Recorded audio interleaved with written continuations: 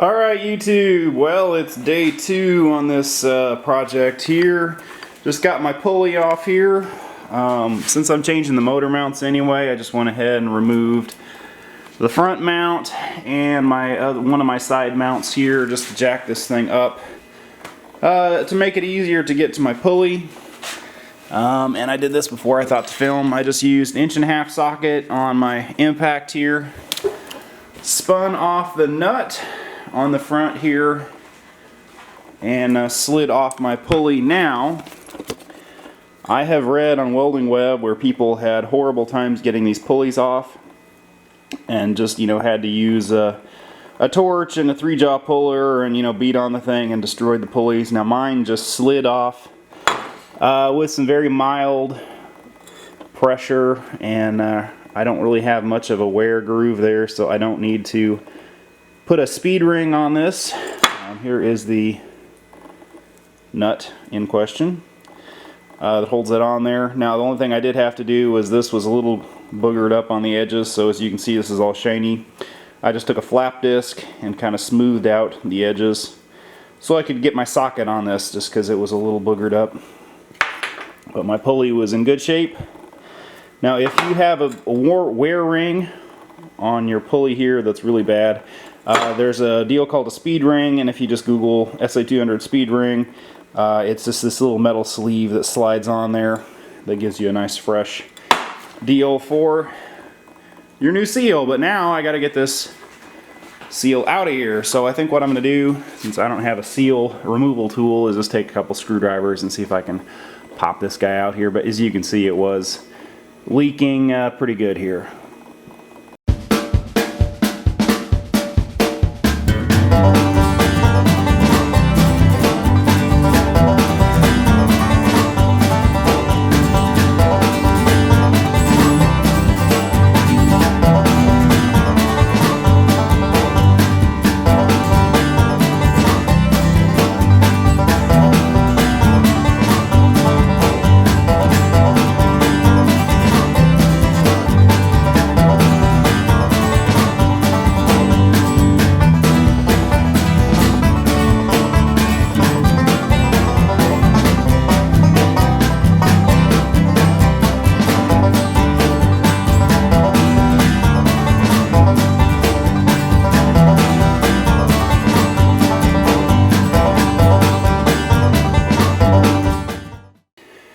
Alright, so you get the idea.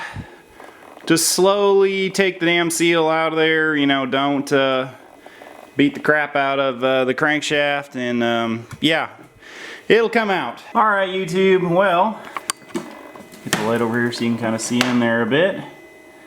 I got my old seal out, got that cleaned up, just use a little bit of carbon choke cleaner there to scrub any grease off there. I have my new seal here. Normally I use a socket or something that's about the right size for this to drive it in there. I'm probably just going to use a punch and be very, very careful getting this in here because yeah, I don't have one that is quite big enough to cover that guy.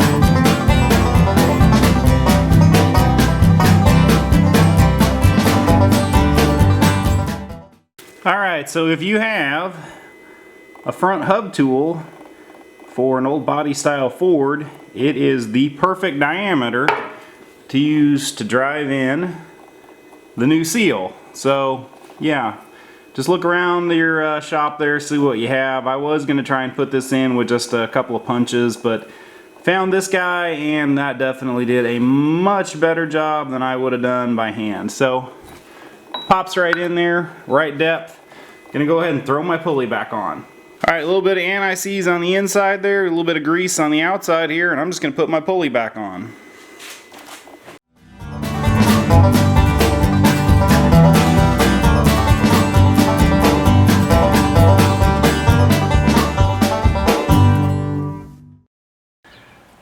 Alright YouTube, well as you can see here, I got this guy all back together and ran it into town and put some gas in it, and I'm pretty stoked. Let me start it up here for you.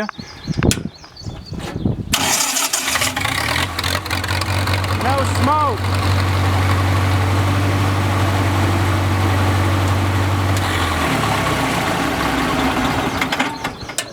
Yeah, no smoke, which is pretty awesome. Before it was using quite a bit of oil, and I was not very happy about that, but I've got 5 hours on it since I changed the oil and did the overhaul there, and yeah, the oil is just crystal clear, so really excited about that one. And just been kind of mostly messing with it now, trying to get it dialed in to where it was before, because I took the carburetor apart and scrubbed it out good. So basically, when you adjust the open circuit voltage or kind of dial these guys in, you just loosen the nut right here. Now this is the governor. This adjusts the speed on the motor. Loosen the nut here, and you can either adjust the screw in to turn it up or back the screw off to kind of set it down a bit. And then also, I have heard of this, I've never tried it myself, but people say on Welding Web that you can kind of, well, I don't know, I can't get the thing to move.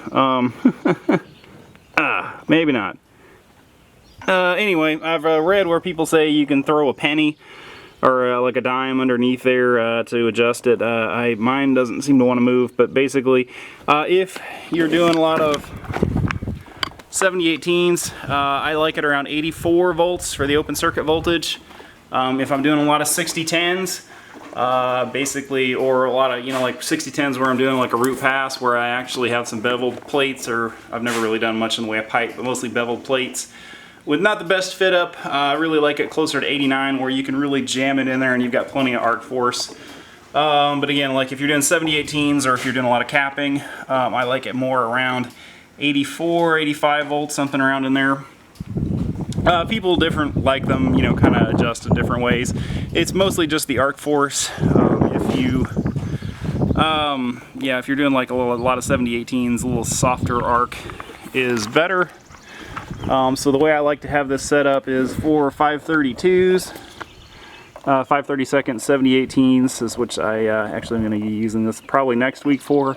I like running in 4th gear and around 40, and so what I'll do is I will adjust my open circuit voltage there to kind of dial it in, which usually comes out to, about 84 volts. That gives you kind of enough force to where it pushes the slag back away from the puddle, but at the same time it kind of gives you a nice soft arc. And if you're going up, you just crank in the set screw here, and that kind of increases the engine speed and gives you a little bit more voltage and a little bit more arc force, and really gives you a more angry arc, which is nice if you're doing, like I said, if you're doing a lot of 6010s, or if you're doing some bad fit up on beveled plates. Anyway, guys, all back together here. I am thrilled. I didn't take any video putting it back together, but basically you just bolt everything back up, throw the hood on it, and away you go. And I'm thrilled. No oil leaks, and it is running like a top. I'm thrilled. This is definitely better than it ran before.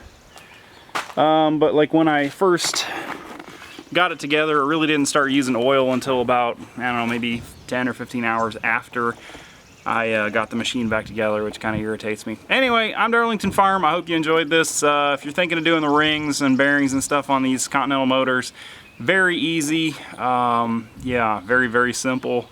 Not too big a deal to do. You don't even really need to pull the motor if you're just doing the rings. So anyway, I'm Darlington Farm. Thank you for watching. Please check back to the channel here for more content.